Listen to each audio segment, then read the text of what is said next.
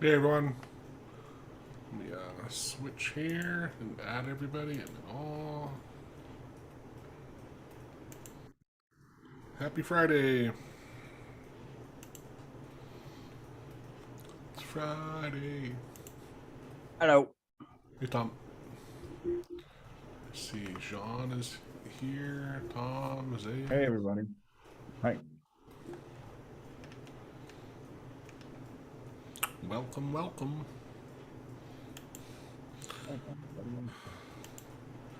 What what we got going on? Anyone working anything new or fun? Playing with my ID here and there.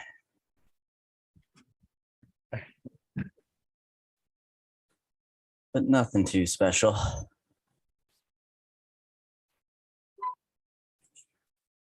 You know that on my end, I'm usually working on these interesting scripts, and this last time we had this issue with a specific program that could not be automated. So we were looking at something that it was a program that didn't have, you couldn't actually access anything, not even with the UIA automation. We couldn't do it with the accessibility library. We couldn't do it with almost anything. And I was thinking, actually, that reminded me of the when we were talking in the HKCon, that it is always good to see all the options that you have available. I think you mentioned that you have these 17 ways to automate stuff, right?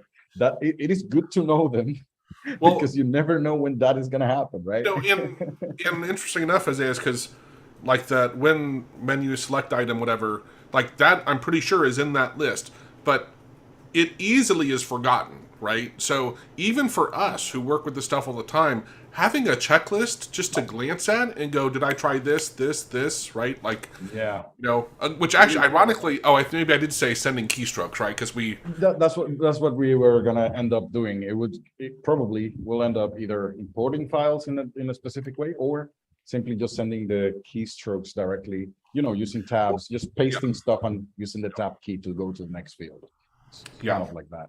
Yeah, and I would have said even looking at like we could have tried looking at send messages and post, but it didn't seem like Windows at all was seeing those inside GUIs. So Not at all. And actually it was kind of weird for me, because usually Windows sees, when you create a window, it sees each control as an individual thing. For some reason, at this particular program, it and was it's a only whole looking at, program. yeah, it's the whole It's program not is like like it's a that. new Chromium thing. It's No, it's the whole program, and the window is seen as one control. So it sees a control, but it right. sees as one control, and that was really, it's always good to have your options. Know what else you could do in case one of them doesn't work, right? Yeah. Jan, I think, said that he wanted to talk about the Spotify API. I didn't know that Spotify had an API though. Yeah, how are you? Sean? I'm doing great. Hi guys. Yes, I'm. There's an API. It allows to control the player, so you can go to next song, Okay. change the volume, things like that. But it also allows to download or to export a playlist, so the list of the songs in the list, and that's what I want to do. Okay. And it worked. I thought it worked until I realized that it downloads only the first 100 tracks from the playlist. And then to download the remaining tracks, you have to set an offset to say that start, because it cannot download more than 100 at a time. Actually, so when you get the first bunch, then you can check if there are more, and if yes, to check that, you have to set the offset to 100 to start at 100 and then get the next 100. But I can't find how to set this offset. And there's an URL parameter that you can set, and I added that, and it should work, but there's something missing. So I was wondering if you had any experience with this API, or if not, if we can just go through that to see if someone has a good idea on how to solve that. Actually, I am working with a project that I do something similar, but I'm not really sure how you're getting your information. When you call the API, do you receive JSON strings back, or yeah, okay.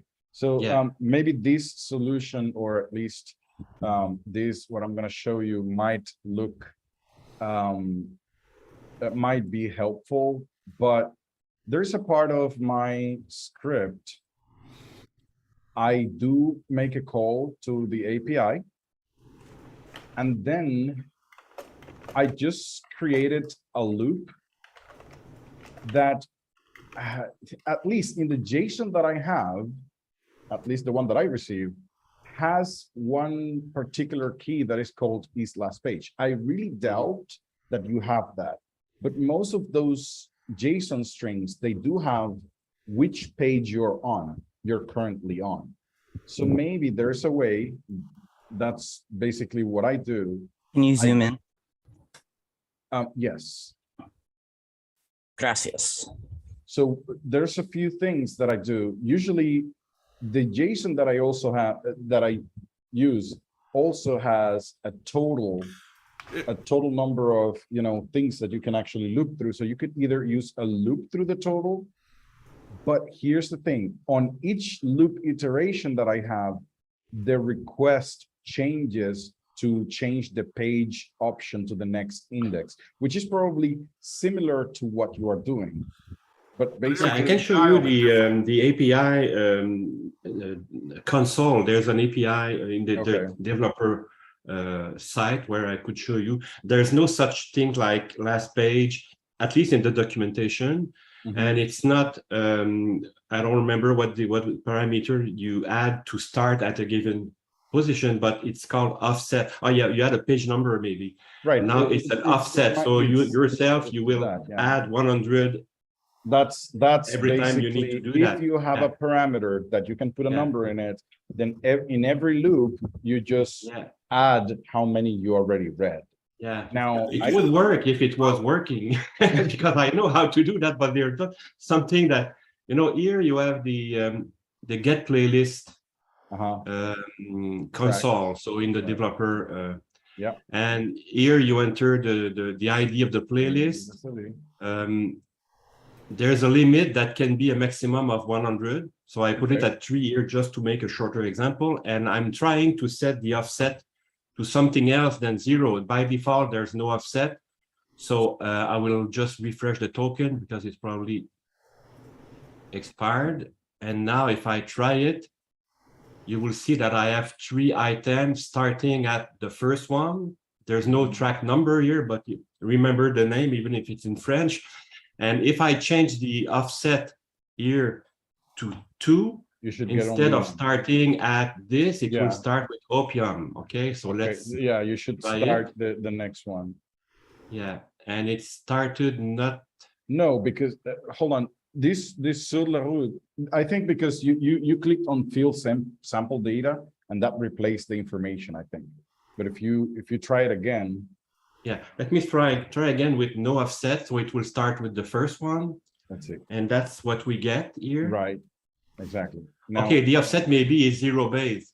So if I set the offset to 1, then we see here that the offset is working. It's a 0 base offset. Right. Okay. Now, perfect. The offset, let me close it. The offset parameter here appears as a parameter here in the URL that is sent to the API. Yeah. Okay. And I could remove this just to simplify the URL. So we have Spotify, then we have the limit that is 3 that I could remove, then it would be 100 by default. So the only parameter I had to have here is offset equal 100, for example, if I want to start for the second page. Quick question. But I'm sorry. I'm sorry. Here, if you set the offset to 0, what do you get? Oh, probably I will get the first one. I would assume so, right? Yeah, but let me just get to the issue because here it's working exactly as expected. Okay. The issue is that with the class that I am using, it's a class that I downloaded from a user named Cloaker Smoker. Not sure what it means. And he wrote this class a few years ago and it documented it quite well, but it didn't publicize that it is not very visible. He has other project that I think he put more time on that, but it's a good class working until I'm trying to add because there's no paging or no offset in what he implemented. So I'm trying to add this. And if I can show you what's happening in here, there's that would be great. there's the command that is doing the get playlist is here. Okay. So I will run into that step by step. I will just remove a few stop points that I don't need. So here I will enter in this method into this function. And the method by default, the original, what it does, it's calling JSON to load something that is prepared by this method here, where it sends the URL that is playlist and then the playlist ID. And if I run this, there are a few steps checking for the header, checking for the authorization. I'm sorry, that URL where it says URL in there, is that URL the one that should contain the parameter for the offset or not? So that's what and it works. By default here it works, except that it is limited to 100. What I tried to add this parameter is to add here the offset directly. I understand. It is ignored, doesn't work. No, well, the thing is that the function itself is not looping, right? Well, even then, no, I will do the looping after I can do the offset. So I'm just trying to make the offset work, and when I know how to set the offset, then I will add some code to do the looping, check if there are more items or not, But first, I need to be able to start at a given position. That would be 100, 200, 300, depending on the size of the playlist. So this method doesn't work. I try another method I found by reading. It's like that is to pass an object here as an argument, as parameters that will be added to the header. So, and it is the way he's doing that for another example. So I'm using the same example and didn't work either. It does add in the header of the HTTP request the offset and the value, but it didn't work. And third thing I tried is that you see that the URL that it is using here is playlist / the playlist ID. Right. But if we return to the console here, we see that I don't know if I can make it larger here. Yeah. Yep, not too large. Here there's playlist, then the playlist number, then /tracks, right, and then the offset. Right. So you might be missing that, right? So I tried to add here /tracks to make it work as it is working in this. And it didn't work either. It just returned an empty object for the tracks. No, hold on. I'm sorry. Can you go to that particular function, the custom call, right? You see the custom call? Can you go there and can we see if you're receiving the URL as you're inputting it? Yeah. So let's try. Yeah. Because the first one, you can use. Yeah, the original one. Yeah. Right. No, I want the one with the offset. Let's take a look at the offset one. Okay, which one? Right. 1, 2, or 3? Method one. Method one. Okay. Right. Let's do that. And once you're inside the function, the custom call, once you're inside the custom call, what I'm actually curious about is whether you received the URL correctly, or if there's anything that actually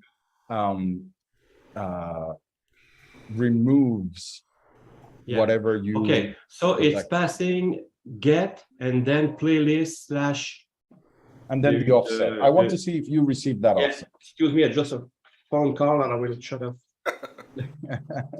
No worries. Okay, good. Jean, so let's enter into that. So here what we have is the URL. Right. I want to see what that URL has. Yeah, so it has. So let's get at the point where the URL is complete, because it is when it is sent. Yeah, down there. I just want to know if it is modified, right? Yeah. So that's the URL that is used. So okay, it's now the API if you copy that, can you copy it? Can you copy the URL? I can, yeah, I can open this Variable viewer here. Yeah. Let's copy that and put it on. Is it possible to put it on either in the browser? Yeah, I don't know if the browser is going to work, because don't you have to pass the credentials too, right? Right, the credentials. Yeah, but I'm already logged with this browser, so I'll try. Maybe it will work. No, yeah, there's no token. Yeah, right. So it is not possible to do that. But at least paste it and go copy the credentials, and you're fine, right? But the other thing, Jean, what I was going to say was, what I would do is have Fiddler running, and then you can literally look, when I do it with the browser call, what is being sent. When I do it with AutoHotkey, what is being sent. And you can look at the actual traffic, right? And it just it makes it so easy. But I know what is sent. The issue is that what is sent is not processed by the API. So it's not the way to talk to the API. Here's the thing, Jean. I hear you say you know what's being sent, but like often not always is. You're actually might be missing some. I'm just saying, like, it's happened a lot with me of going, wow, I had one key thing, one little tiny thing different. What I would like to see, by the way, is this. You see response text. I want to see what you get after the call is made. Okay. Do you get an error? So here it is with a parameter that says start at 100. So we know that the URL already has the offset set. Now, what do we get once we do the call? Do you get an error? Do you get something? Couldn't you so also here the response should be now in the object Spotify win HTTP. Right. And response text is not visible here. Right. Is there a way that you can actually? It will be copy it to the clipboard. Or maybe it is returned. It's returned here. So let's see what we have when it is returned. It is returned, and now it is set to the JSON load. So let's see the JSON load. Right. Oh, what happened here? No, you're calling the JSON. Right. This is just the whole thing for JSON loading.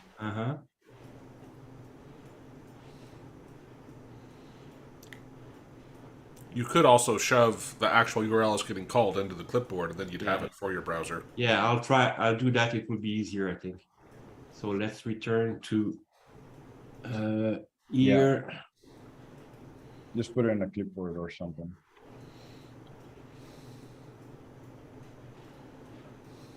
Let's see what exactly do you get? Yeah. Okay, I'll play it without debugging. It will be faster, and it will be. So here we have the first, and the first one is the first.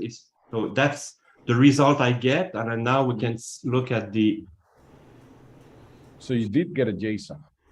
Yeah. But it starts at the first one. I know that this one is the first one, and this one is the last one. So it should have started at that one then. Yeah, at 101, the one after. Right. Now let's go ahead and do something. Because it's 0 base. I saw now. Go down a little bit. Go down a little bit at the bottom. So go down. Because I saw it's very long. It's the bottom is here. Right, but I saw here the offset was not even set. You see that? Yeah. So now, notice that now you have a next URL here, which you can just, this is what you have to actually copy. It has to be exactly the same. First of all, it has to say tracks, it has to say offset, and it will probably have the limit as well. So what you're gonna do on the other, on the original script that we were looking at, right, where you were passing the different ways. So here, your URL, this looks almost okay. Just add the limit in there as well. Yeah, but if I will run this one and tracks is returning nothing. Okay, that's good that we take a look at this one. Right, the limit of 100 is by default, so there's no need to set it. I can set it just to let's set it just in case, because it looks like Yeah. the next Yeah. thing, I don't know, the next URL is set up exactly like this. Uh-huh. We Yeah. don't know if the default only works for the first one. Yeah. So, and is it exactly the same? So let's compare. I think you did it this the other way here. around, but yeah. Yeah, or there's no difference in the order of parameter. There's no difference. Yeah, but it doesn't these- matter. The order doesn't matter, Yeah. right? Whoops. Here, come back here. That should be basically. So the HTTP. Okay, let's compare this a little later when we are in the Playlist, Okay, so we got I will playlist, run then this. the ID, and then tracks, and then offset and Not here. To go here to start.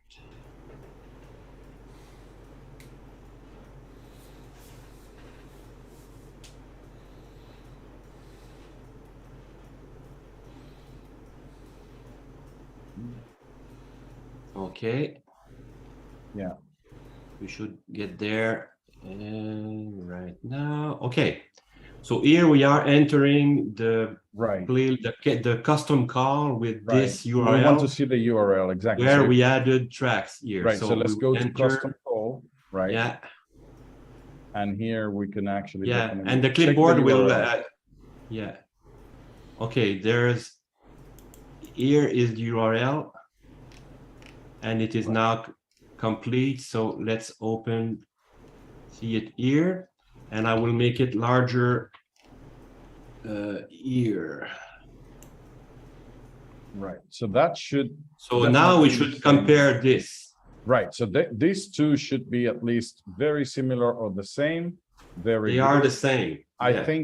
I think you're right. Right now, this Yeah, they are the same. definitely should So work. I would. This assume. should work. So Yes. we I we, would we agree with agree that. on that. So let's Yes. see the result that I get. Mhm. I will see it here. I also want to know, you know what I want to see?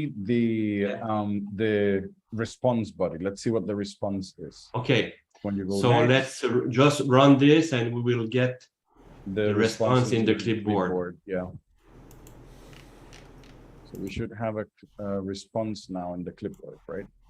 Yeah, let's do it here.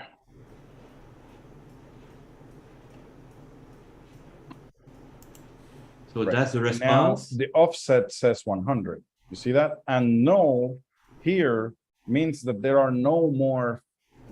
So this actually worked. We know that we're at the correct offset. The problem is there are no more songs. So probably. But there are 190 Okay, songs. so in this right now playlist. you should have 90 songs. So can you finish? Can you go ahead Okay. and finish? Because I think Okay, it should be working now.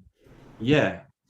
I think it So should. what's the name? Let's find the name of this first song. Okay, it seems to be okay. Let's see. Because that's not the same artist than the one I Right. had in the first You song might even before. search for 90 because, to Zace's point, there's usually a count telling you how many were returned. Right, very likely there is a count.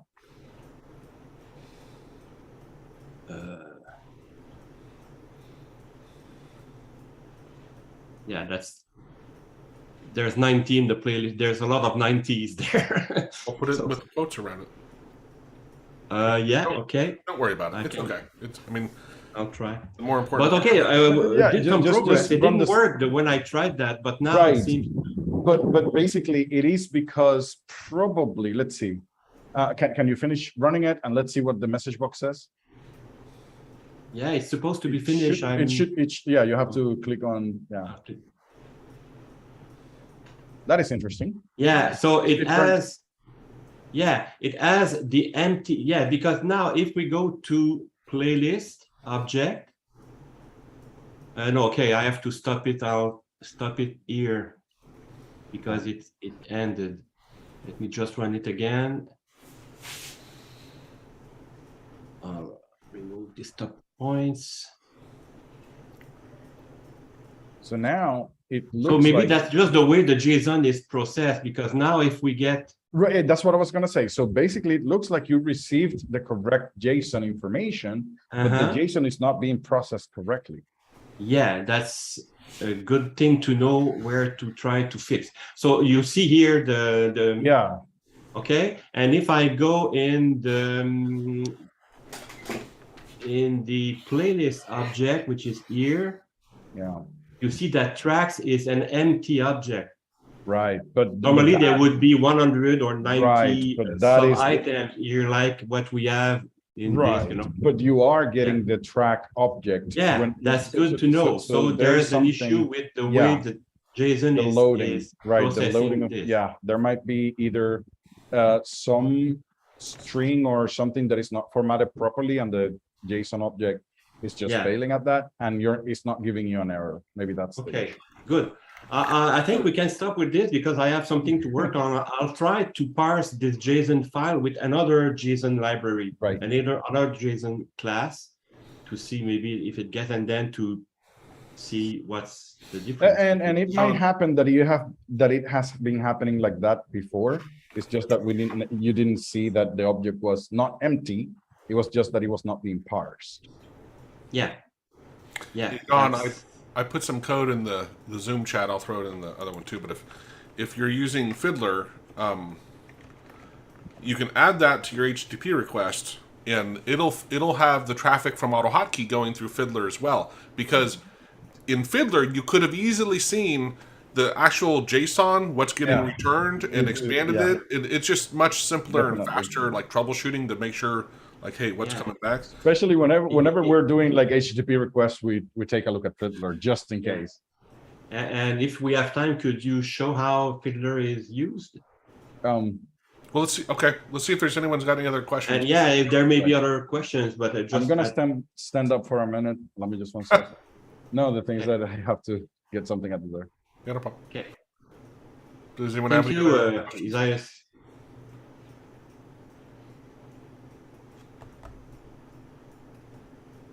No one got any questions? APIs are amazing. I've played with a lot of them over the years. But that's where I've discovered using Fiddler. You can use the Chrome developer tools as well to look at the traffic, but for me, it's just easier. The thing with the Chrome developer tools, you can't see the AutoHotkey traffic that you're doing. So it's nice if you run both through Fiddler, you can really see, are you doing exactly what your browser is doing? The other thing I wanted to mention was, Jean at the beginning showed a console tool. Some APIs have tools like this that allow you to go into them, use a GUI to set some values, and use their API to see what it does, and you can see the JSON. It's a nice tool to have. Not all APIs have that, but a lot of them do, and it's a nice way to be able to kind of play with it, and then you figure out how to adapt it into AutoHotkey for what you're doing. Yeah. Has anyone got any questions? I don't see any questions anywhere right now. So Nothing over here.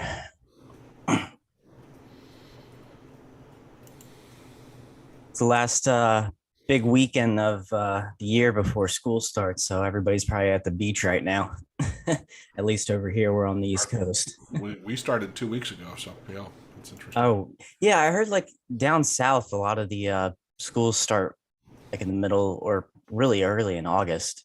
All the schools are up here in the Northeast start at the very like last day of August. So Same still thing got here. like another week to go before all the schools start. So I'll go ahead real quickly since I haven't seen any questions with showing Fiddler. And I have several videos walking through how Fiddler works, right? There is a Fiddler Everywhere, which is like a web-based version, but they started charging for it. So this one has its quirks, but at least it's free. So here I'm going to click, let's see, I'll just do a search. Search for AutoHotkey, and I'm going to hit search, and over here we'll see, oh, actually it looks like I have my filters on, which is one of the things you have to remember. So now I'm looking at all my traffic, right? So let me refresh this search. And in here we'll see, you know, what that was my Google search, so we would look at stuff going to Google, or we could filter on it. But we can pick, every one of these is an API request, right? Let's YouTube, obviously there's a lot of traffic going on, and this is where we can use our filters, and I'm going to say only show if, let's let's see what this does. I'm going to hit run filter set now, so it's going to apply that. So, oh, that's funny. It killed everything. Did I do that right? Only show if your own contains. I might, because I think up in here, I probably have Google getting deleted. Yeah, blocked. Yeah. But you can try YouTube or something. It looked like there was some traffic from YouTube before, but Wow, that yeah, dynamically YouTube updated. is doing I didn't something. expect Yeah, I saw it. But No, basically, I just didn't expect it to, without actually running it, I didn't expect it to be updated. oh, okay. So every one of these is an API call, right? I can double click it, and what's you just have to remember is the stuff at the top, this is what's sent to YouTube, and I can look at the raw API call. I can look at it from like a web form, where often this is where it's helpful to see, hey, what my key and value pair that was sent in a web form or whatever. But the raw, or I can take a given, let me turn off capturing, because it's just going crazy. I could take this and drag it to Composer.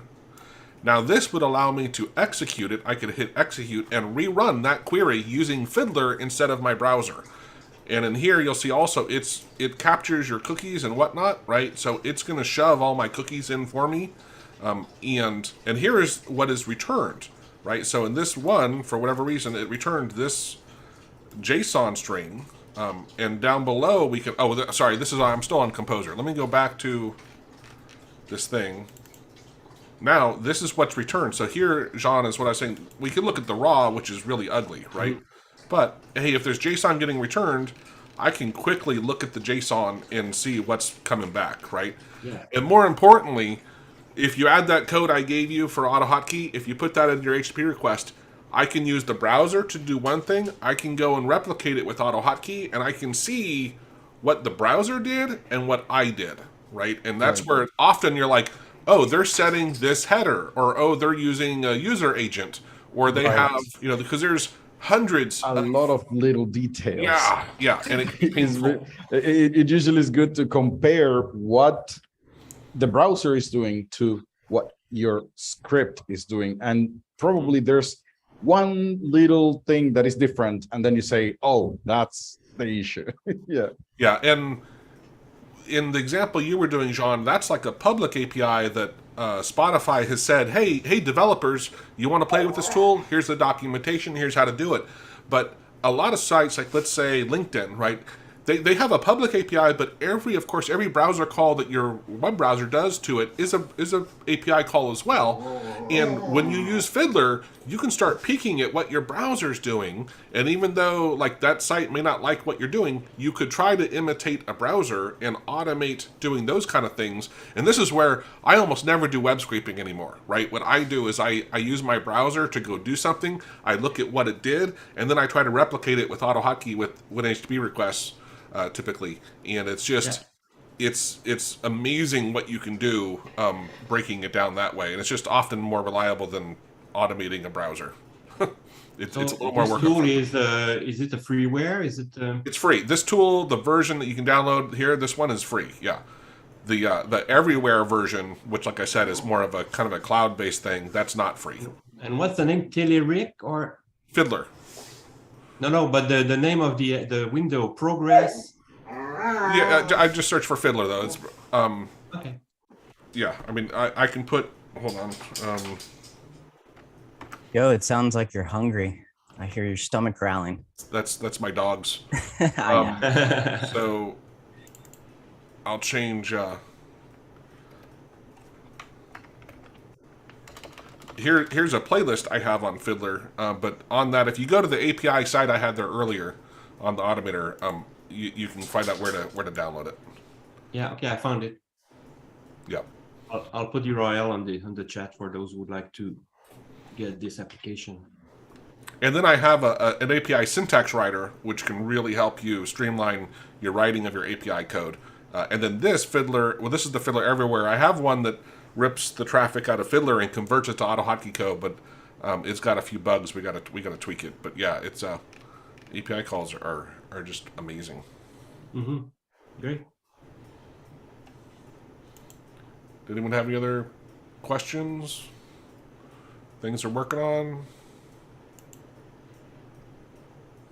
I'd be happy to show an update to my IDE. Okay. That way, anybody watching, I'm trying to get as many recommendations as I can. What do you guys want to see? That kind of thing. Yeah, go for it. Yeah, and at any point, someone does have a question, I will shut up. Alrighty, where to go? All right. Forget exactly what I've done since the last time I've talked about this, so if I repeat something, oh well. I added it so that you can now save your settings. I didn't have that before. If you had different types of settings under here. Are you just using an ini file for that? Yeah. Yeah, I just have everything in ini. That just is auto-created when you launch it for the first time in your documents. Eventually, I'll make it so you can mat it wherever you want. I changed the name. I think I mentioned that. It's AHK Playground now. Originally, I just had it named Tab Nation IDE. So it's AHK Playground now. I added extension support. So the cool thing about this is maybe somebody wants like a custom theme or something, or they wanted to have some type of functionality I don't have. They can write their own AHK file, and this will read it and do whatever kind of code you wrote. So if you have like a theme, it'll change like the background to pink, the text to green, that kind of thing. So people can add their own extensions or mods, whatever you want to call them. The GUI size, originally when you open this, every single time you open it, it just defaulted it to the center of your screen at width and height were like preset. Now if I change it to this size and then I close out, it will save where you had it last, what size it was. So the next time you open it, it's exactly where it was, kind of how other IDEs work. And you can compile now from here. So if you write some code, you can do right here, compile, and it'll just automatically compile to your desktop as an executable, whatever code you wrote. So yeah, most of the functionality for version 1 is on here. How does it select the bitness, what version it's just using your default version? Yeah, it uses, just the default. I'm gonna make it a little bit more fancy later on. I just wanted to test that it was gonna work. Yeah. Yeah, there's a lot of functionality that needs to be expanded on. I kind of test, will this work before I fully dive into it? It's kind of funny, a random thing I found. I was actually gonna ask, I'm actually glad we're talking about this. Zadius, you have your kind of IDE that you created, I guess, or whatever you want to call it, but where you write your code and you can run it live. The tester, yeah, your tester. I noticed when you're writing your code, so you write version 1 code, do whatever, run it, save it. But then when you switch to version 2 code, you're using a drop down to switch. Yes. Why are you doing that versus just having it auto detect where to go? Well, 2 things. First of all, at the beginning, actually, that section of select an AutoHotkey thing, I didn't even have it at the beginning. So it was just like you could just run AutoHotkey version 1. You've had that tool for a long time. Yes, 10 years. Yeah. AutoHotkey version 2 was not even in alpha at that time. The second thing is that auto detect is really complex. And unless you're using, for example, the requires directive, which we talked about, Joe, right? If you have the requires directive, is it really easy to detect which version you're using? If you don't have that, if you want to do it based on code, you will have a lot of pitfalls. And even Lexicos, now the newest version of AutoHotkey version 2 has a launcher that detects which version of AutoHotkey you're running. And actually, we have run into issues in which it is really slow because each script can be, for example, one way to detect whether it's version 1 or version 2 is if you have the GUI command, because the GUI command is really different between the two. What if you have a script that doesn't have the GUI command? Then you cannot detect it. Okay, well, it is because maybe you can check whether you're using the comma after the command or not. Because in version 1, the comma is optional, where in version 2, it's not. You cannot put a comma after the command. Well, what if I never use commas? Like you cannot detect the two. So it is really tricky to just do an automatic detection. It is doable. It is just really complex. And if I just select one or the two and I just point to a different file, it is a really simple solution for that. You know what I mean? Okay, that makes sense. Yeah, I was just kind of curious because I like you said how you used to have it where it just did it. That's how I have it going, where it just kind of looks at it and says, okay, run this version. Actually, with version 2 right now, how it is set up, I think I can, instead of select something, I just write the code, say run, and the AutoHotkey launcher will do that for me. You see what I mean? Yeah. The new AutoHotkey launcher could do that for me because I just say run the script, and Windows would automatically detect which the launcher automatically, and it would detect for me. But again, that was not available at the time when I did that. So yeah, okay. Now it's cool, right? Yeah, I was kind of curious why you did that. So yeah. Tom, it's an extra step, but your search there, I assume that's a search in the top right. Am I right? A filter like thing? Yeah. So you can type. Is it a fuzzy matching type thing, or do you have to? Okay, good. Yeah. You can do it in the middle of. Yeah. It seems to be. So I can do like message box and anything that is. Can you type the word move? Type what? Move. Oh, move. Right. Yeah. I wanted to know if it was matching inside the other words like win move. Yeah, like right here. Win move and file move directory. So it doesn't matter where it is inside the word. That's a very good search. Yeah, this was it was an interesting thing. I learned a lot doing this. Because I kept having some downfalls where like I could type the word and it would work, but then when I would try to backspace, it would be like stuck on what my search was. So that one, for some reason, it took me a while to figure that one out. But yeah, this is my search list. So you can say like, I want to know more about when close. So if I have a YouTube video or Joe has a YouTube video based on when close, you push YouTube, it's going to go directly to that video. If it does not have a video, it's still going to take you to YouTube, but it's just going to autofill your search with HK when close to maybe find something. I am a little bit curious about something. I'm looking at this section here. Well, for the new lines, is this like you did it? Is that something that you're doing manually yourself, like, or because I know that the Intellicontrol has this line numbering, but I've never seen it with the scroll bar here at the bottom. I've never seen. Oh yeah, no, this is just a second edit box. Okay, so you're doing it manually. Yeah, which unfortunately I don't want to do. I decided that I have some issues with this.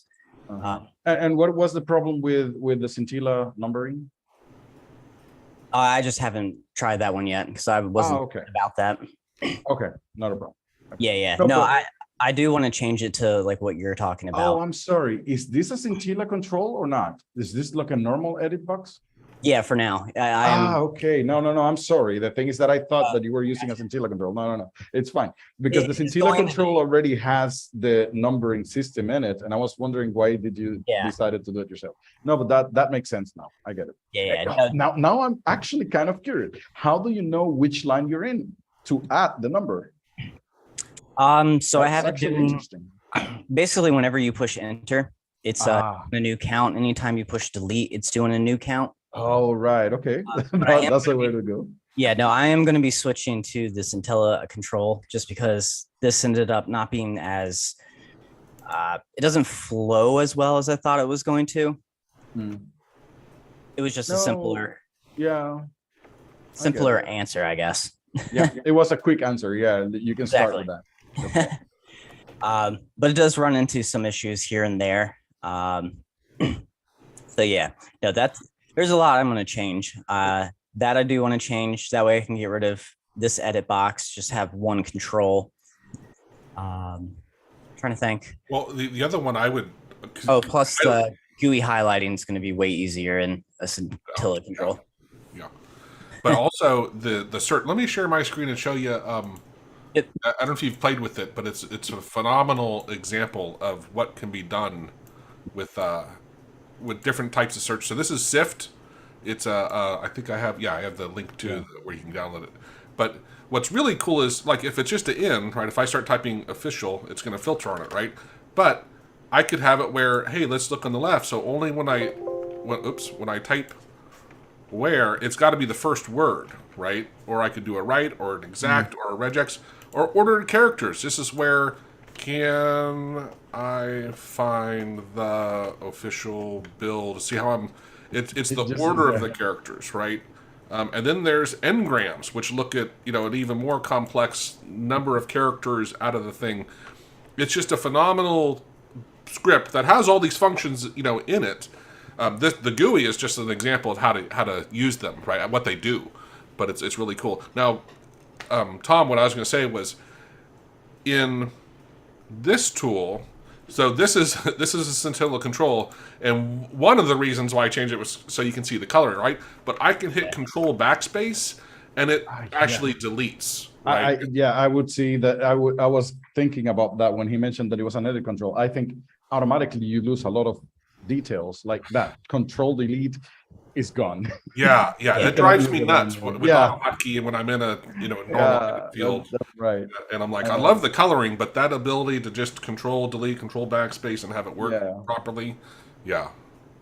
Yeah, no, that's definitely the plan, is to switch over to this Intellicontrol, and then I think I guess I'll add that the version picker, whatever.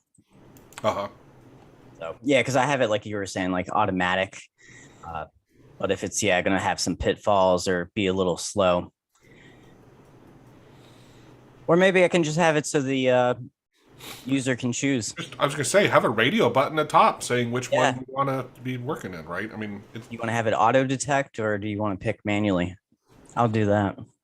Because most people they get into they're using one for a while. Not too many people switch back and forth, right? Anyway. Yeah, true. Anyone have any questions? Anything they're working on? Any questions on something? Nothing over here. Hi guys. Hello. I'm sorry I'm late today. I'm very busy actually earning a living and doing my photography stuff. Crazy stuff.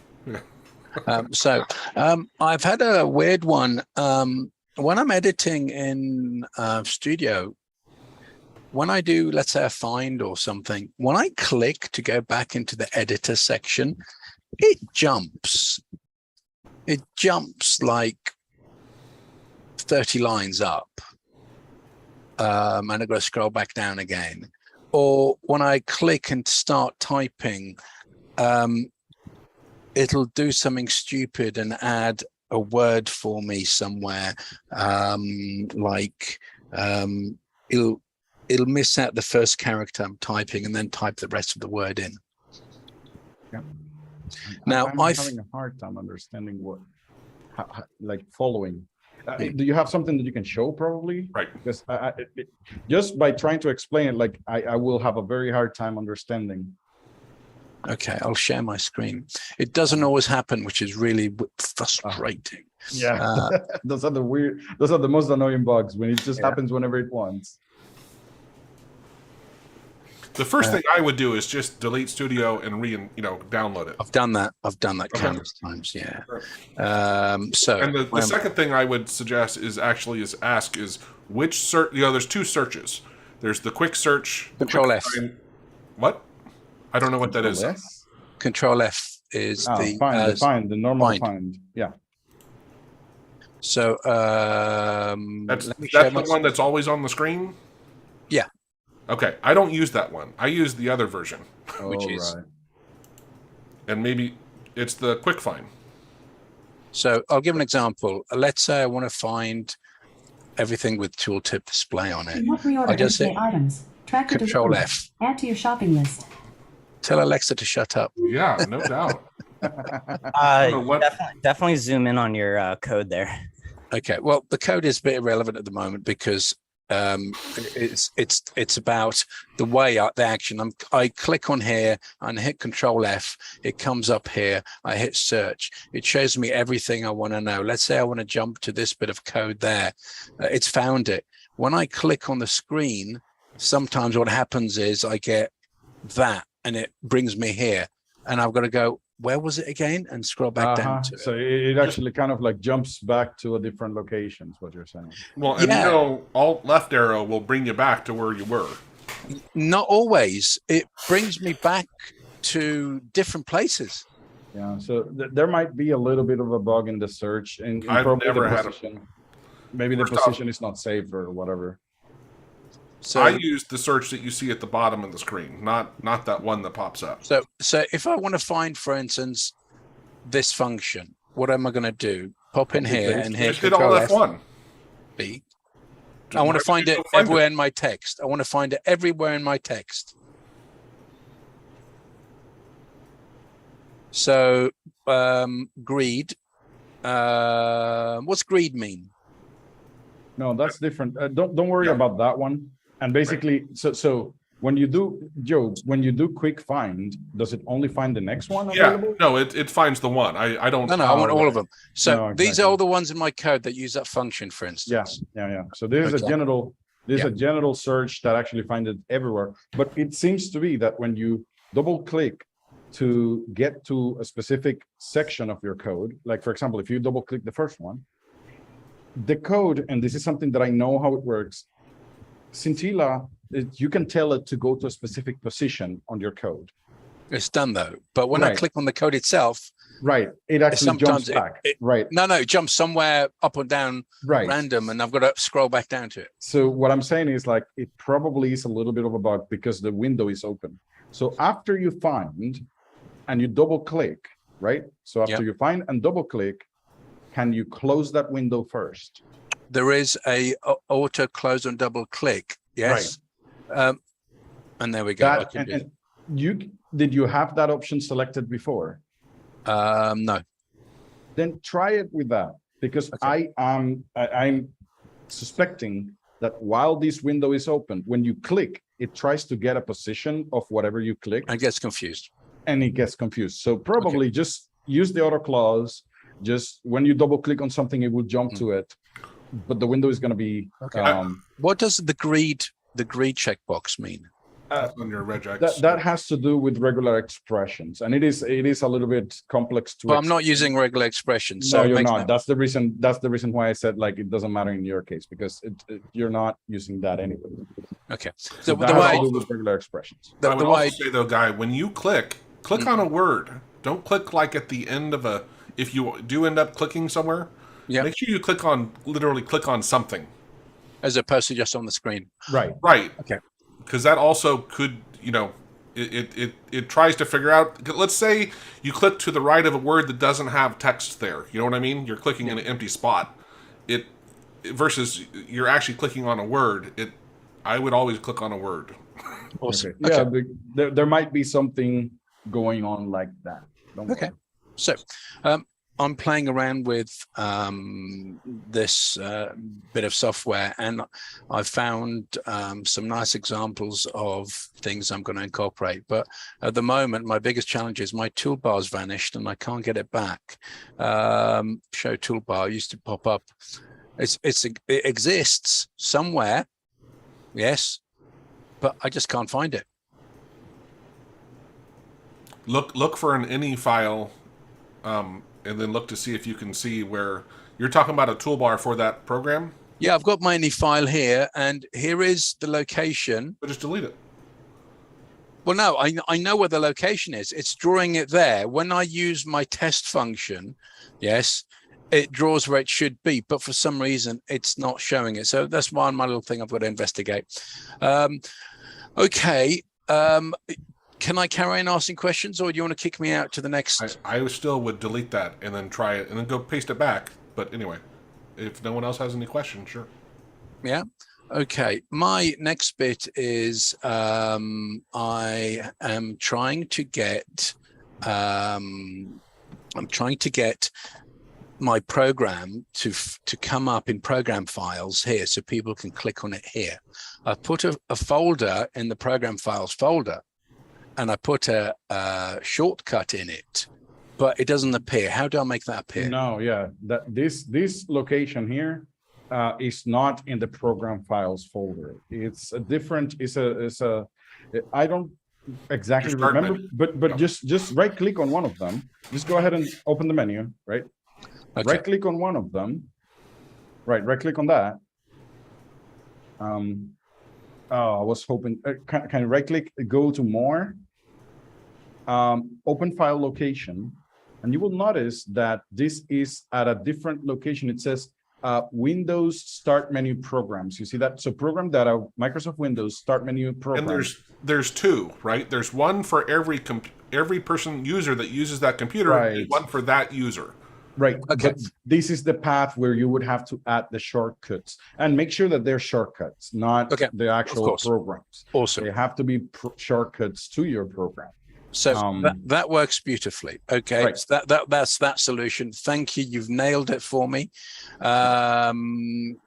Another quickie, because I like these quickie things. Another quickie is, let me show you my preferences tab.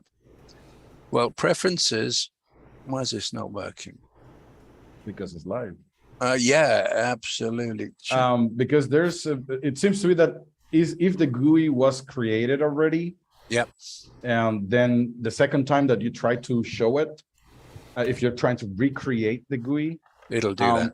it will give you this error. So that there's two solutions: either hide and show the GUI instead of Or recreating destroy it.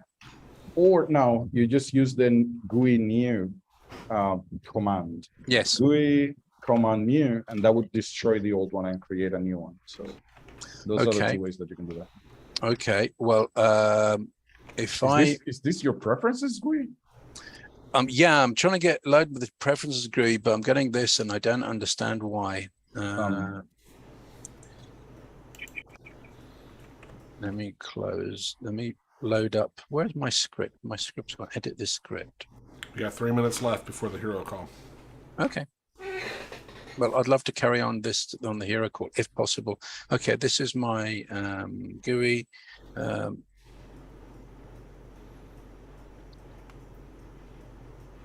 It's not running the script. There it is. Yeah, because it was open already. Just close it. Exit. Can you close it? I'm Just close trying. it. And I think there is another one that is suspended. Is that one that is suspended the same? No, that's Okay. every time I go into my studio, I disable all the scripts that edit my typing. Okay. That's So I don't want any, Right. spelling corrections. Go when I'm ahead. typing. Go ahead and run the script now. Let's see. Why don't it you just works. use the when active? If when active to Yeah, I have. Sometimes it take. This is just. I knock it out. It's easier. Right. So it if you won't run run the for me. script, It won't is run it for- running? No, it won't run for me. Ah, okay. So what you can do is try to figure out if it is running, and then you can talk. We can talk about that one. Yeah. Okay. on the next Awesome. section. Perfect. Thank you very much. Okay. See you on the other side. yeah, thanks everyone. We're wrapping it up. Thanks for being here. Hopefully you saw the APIs are amazing. They're one of my favorite things to have in my toolbox of stuff to do. I got a lot of tutorials and videos on working with them. Fiddler is a great tool, and you can use things like Postman as well. And the developer tools, that you can see traffic. I prefer Fiddler. It's just a little easier to see what's going on, and allows you to see your AutoHotkey traffic when you're doing stuff to compare the two, because it's often you think you're doing exactly what the other thing's doing, and you're not, unfortunately. So, yeah, thanks everyone. Hopefully we'll see you next week. Right. Have